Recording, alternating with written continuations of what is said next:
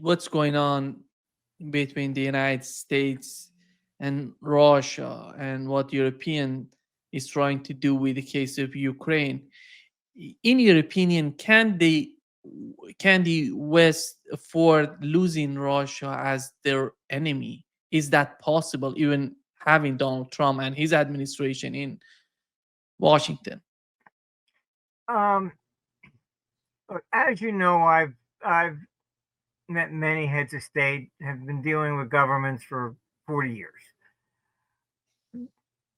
Donald Trump is different, and this is what I've concluded, um, that a politician has no problem sending somebody into war, because I think they are taught basically you don't think about the people that die on the battlefield.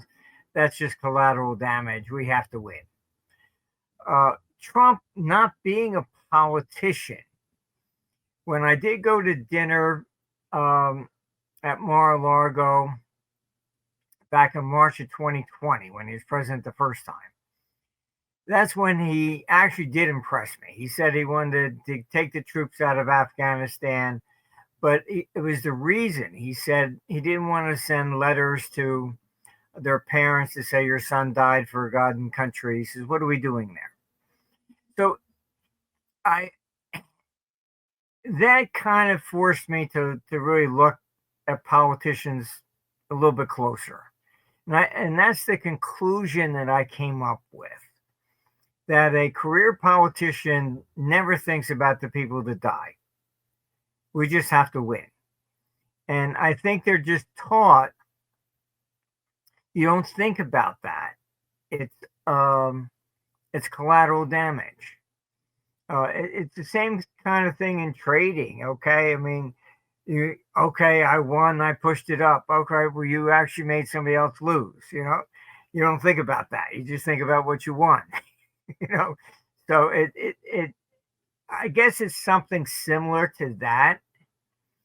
Um, so these neocons, and they are in control of NATO and all of Europe. Um, the first rule that they say is never speak to the enemy, because then you might have peace. So that's why you had all these European leaders very aggravated that Trump even had the audacity to call Putin. Um, and I spoke to three countries over there, and I said, has anybody picked up the phone to ever call Putin? Just give me a name. And not a single one did. I said, so how can you say there's no peace if you don't even try? You know, and I think they are just indoctrinated the same way as all the rest of the neocons. They don't want peace. I wouldn't be tremendously optimistic about peace here, because I believe that Europe will do its best to sabotage it. Um, the same thing with Zelensky. Um, I had information, I passed it on, and now I think it's all over the place. That he was had been wiring $50 million a month, preparing that he might end up losing. Been sending it off to his secret accounts in UAE, and now that's all over the place. Um, and I think that look, Zelensky is deeply hated in Ukraine, um, and most of what you see in the press or whatever is just outright lies and propaganda. I mean, we had two employees in Ukraine, one in Donetsk and one in Kiev, so both sides. And initially, you had, you know, Putin, Russia sent, it had a whole column of tanks right outside of Kiev. I was concerned, we had an employee there. I said, gee, are you all right? What's going on? And she said, they're not doing anything. It's just a show of force. He could have taken Kiev right then and there if he wanted. He did not. That's not the objective here. Despite all the propaganda that they constantly put out. Zelensky, look, his backer was the same oligarch that did, put in, Burmese, Baruza, and it was, Hunter Biden's, you know, the energy company they put in Hunter Biden. It's the same guy that put Zelensky in. All right, it's the corruption is just off the charts over there. It always has been. And Zelensky has suspended all elections because he knows he would lose. His polls that I get from Ukraine are at best 25%. And you can't blame him. I mean, he's kidnapped people, sent them to the front lines. Initially, when this started in January, I think it was January 4th, I said 100,000 Ukrainians had already been killed. And I got all the hate mail. Oh, that's Russian propaganda, blah, blah, blah. I said, really? Yeah, I'm sorry, this comes from Ukraine, not from Russia. And then Ursula stood up and made a speech. And I put it on my blog. She came out and said 100,000 Ukrainians have been killed. Zelensky said that was basically national security information, and she had to take it out. So I've got videos of both that I put on. All right, so she took out the number. That number from my same sources, which have always been reliable, has exceeded 1.8 million now. Dead. That doesn't count wounded. All right. You had 5 million Ukrainians left and fled to Russia. You had 8 million fled to Europe. I mean, you're talking about, more than 10% of the people that are there are dead. For what? This is, what are they fighting for? When I talk to Ukrainians, they no longer know. The Donbass is basically primarily Russians to begin with. And most people don't realize, but Khrushchev was born there on the border. His successor, Brezhnev, was born in the Donbass. Stalin was from Georgia. So one of the debates in Moscow is who's really Russian. It's look, these things are complicated. It's a mess, and I know a number of these neocons. I've even been to dinner with them, and it's hard to get your head around them. I mean, you had videos of Lindsey Graham actually saying, this is the best money we ever spent to kill Russians. I mean, if you said that about blacks or Islam or whatever, it's a hate crime. How can you say that just simply about the Russian people? Why? What is driving this? And all I can assume here is that these people grew up hating Russians, during the Khrushchev days, communist or whatever. And communism fell all by itself, and they're just pissed off that they didn't get to shoot anybody. I don't know. There is no logical explanation to this. The same thing with, throughout all the leaders in Europe. You have Kalis, who's headed like their national security. She should be dragged out of there in chains. I mean, she actually publicly said Russia's too big and needs to be broken up. What if Putin said that about Europe or the United States? Oh, that would be outrageous. But it's okay for her to say it against the other way. Um, look, she's just, another one of these neocons that are can't get over the fact that communism fell. You know, uh, the Russian people don't want to go back to it, no more than the Chinese, want to go back. Eastern Europeans that I know don't want to go back to communism. Maybe you'll find the exceptions. There's somebody that's 75 to 85 that doesn't want to have to make decisions themselves and want to be just taken care of. But the youth, no, nobody wants it. Um, the main difference with communism, and I went to both sides. I mean, I went behind the Berlin Wall and I've been to China. I would say that the difference between the two versions was that Stalin was paranoid.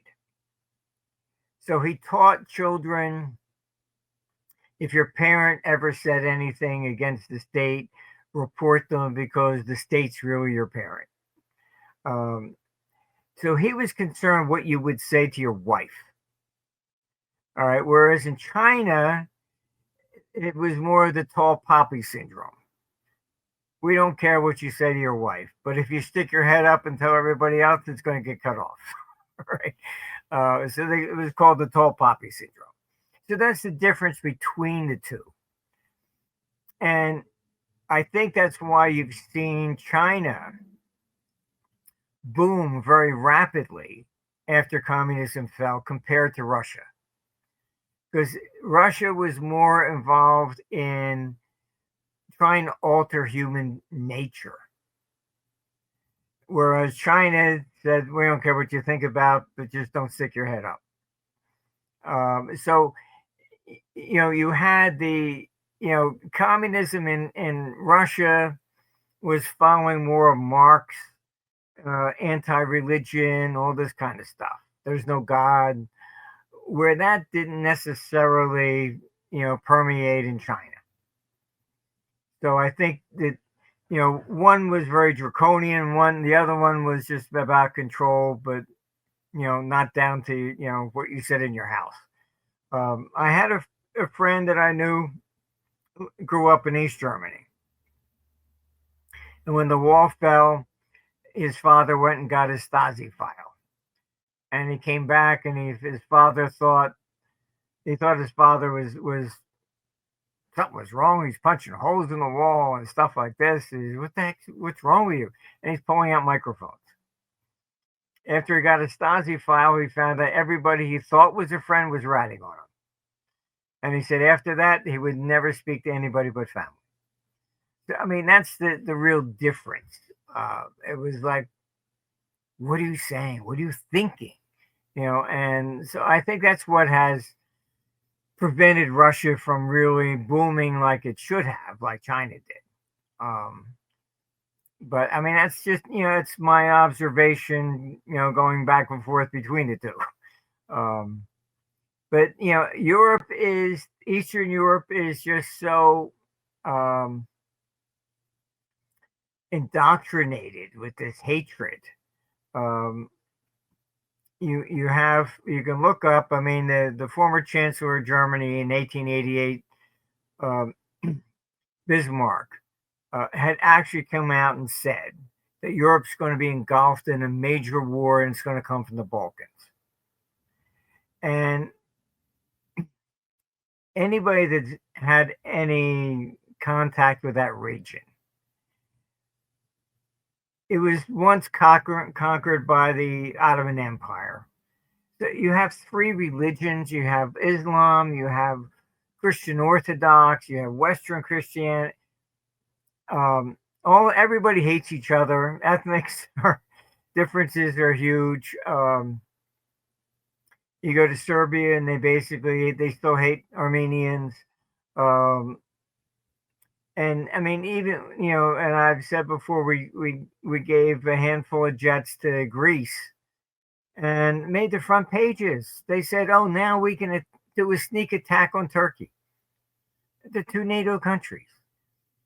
but it's that's a dispute between Greece and Turks that goes back to Alexander the Great. It's hard to. I think to some degree maybe the language um, perpetuates these ethnic differences. Um, I mean, then you have also religion that gets involved too. I mean, that's kind of like Iran versus Israel. It's my God against your God. It's they're not things that are negotiable. Or I'll give you this plot of land, you give me that. When you're talking about religion, that doesn't quite work. So the Balkans has always been just a mess. And I don't see that changing. I mean, as you know, when they were forming the euro, they came to me, and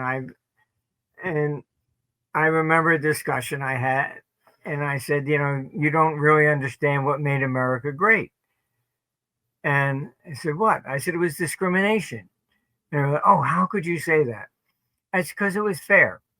Whoever was last off the boat was discriminated against until they spoke English in order to get a job.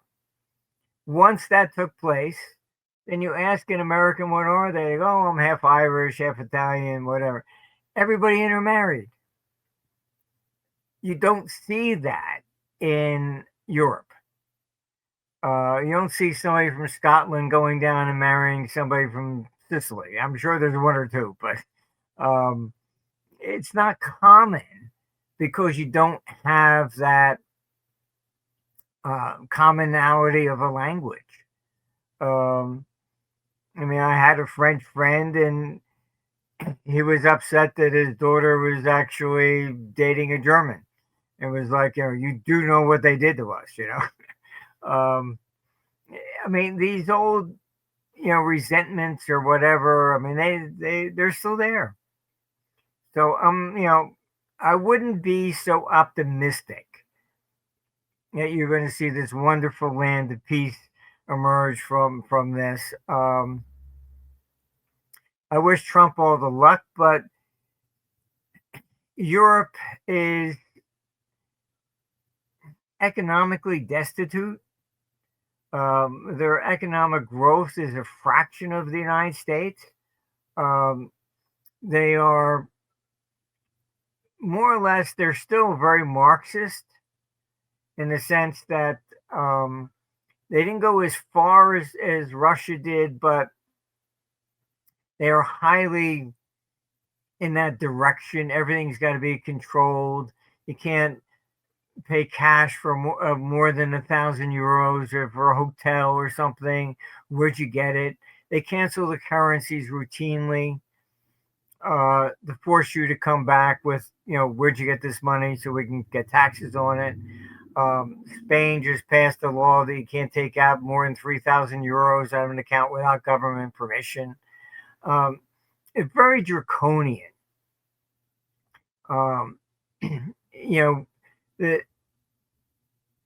When they did the COVID lockdowns, then you had the climate change nonsense, and then they put the sanctions on Russia.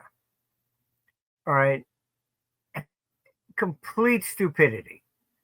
I mean, Europe has nothing. Okay. It has no energy other than Britain. All right. You have to import it. Okay. So you cut off put sanctions on Russia. Very nice. Okay. And now you're paying, 2 to 3 times more for energy. The German economy, which is 25% of Europe, is shrinking.